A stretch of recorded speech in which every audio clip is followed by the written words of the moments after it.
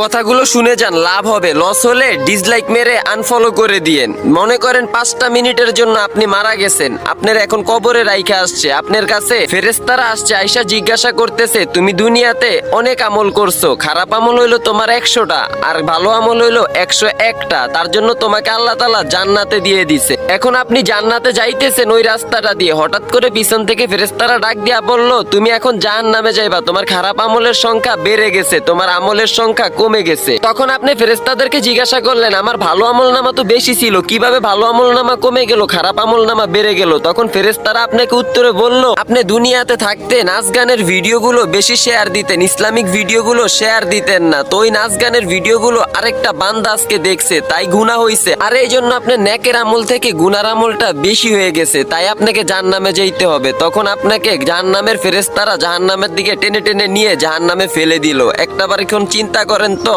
আপনি এই যে এখন ইসলামিক ভিডিওটা দেখলেন, এত শিক্ষণীয় বিষয়গুলো বললাম, তারপর ওই ভিডিওটাতে একটা লাইক না দিয়া চলে যাবেন। ভাই দুনিয়াতে এমন কিছু করেন ভিডিওর মাধ্যমেও জান্নাত পাওয়া যায়। ইসলামিক ভিডিওগুলো সাপোর্ট করেন, নাচ গানের ভিডিওগুলো সাপোর্ট করে আরেকটা মানুষকে দেখা